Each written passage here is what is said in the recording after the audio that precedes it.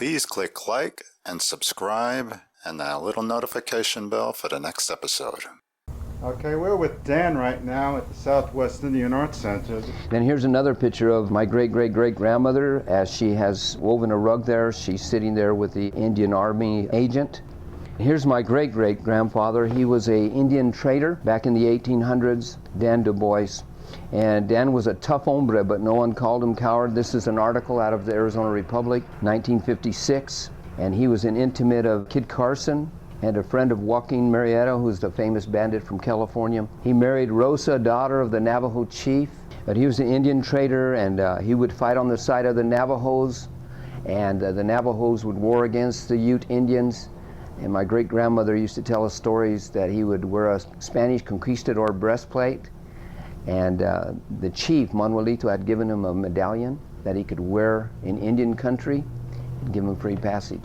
Here's my great-grandmother, Dan Du Bois' daughter. She was Navajo, French, and Irish. And I knew her. I was about 18 or 19 when she passed away. She could talk Navajo, Spanish, French, English, Laguna Indian, and Hopi Indian. And she translated for the military sometimes. Then my great-grandfather was Spanish, German, and Jewish. She was born in Santa Fe, New Mexico. And their daughter, my grandmother, who was a sweetheart, she married Benito Ruby. And he was a descendant of the conquistadors. And then this is his father and his mother. Yes, what we handle here are almost all authentic Indian arts and crafts made by the Navajo Indians. We have Hopi Indian art, Zuni Indian art. We have Zapotec Indian art from Mexico. We just specialize in handmade rugs, handmade Indian jewelry, some by famous artists, beautiful turquoise, beautiful stones. Come visit our shop if you're ever in Winslow, Arizona, or going by on Interstate 40. Well, Dan, I want to thank you very much for that fascinating history and also for showing us your shop here. I'm sure now that people see it, they're going to want to come in here and buy some of the stuff you're selling. Yes. You know, bring home with. The old road alignment ends here. We enter Route 40 at exit 252. We head west to exit 239, Meteor City, where we find another Indian trading post. And at exit 239, this trading post. We're going to look at this longest map of Route 66. So let's go take a look. These mural maps are very popular on Route 66. They also serve as a useful tool to where attractions are located. This is where tourists can get souvenirs and petrified wood. Like so many other Indian trading posts on Route 66, cameras are not allowed in the store. That big circular net with a feather in it is called an Indian dream catcher that helps the owner sleep. We continued west on Route 40 and took exit 233 to an older alignment. Here we find the Meteor Museum rooms. And there's Meteor Crater. Doesn't look like much from here. About 4 miles away yet.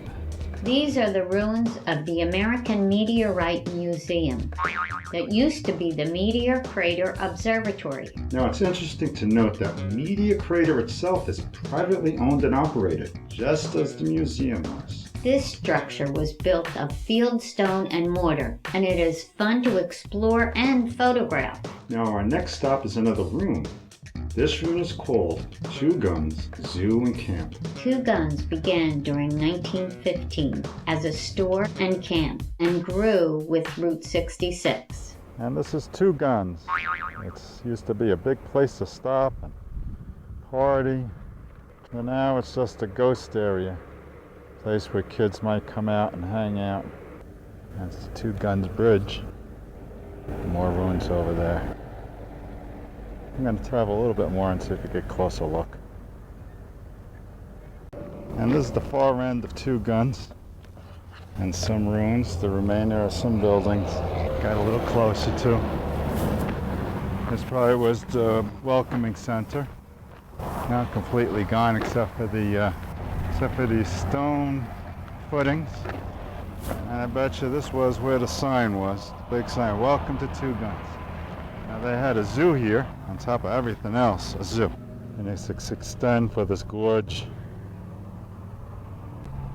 And this is where they used to keep their zoo. They'd see mountain lions on display, among other things. Route 40, and then an explosion that destroyed their trading post, their cafe, and their motel. Put 2 guns out of business back in 1971. The older alignment ends at exit 230, where we drive west on Route 40 to exit 219. And here we are at the Twin Arrows Trading Post. Another abandoned station. Another trading post gone.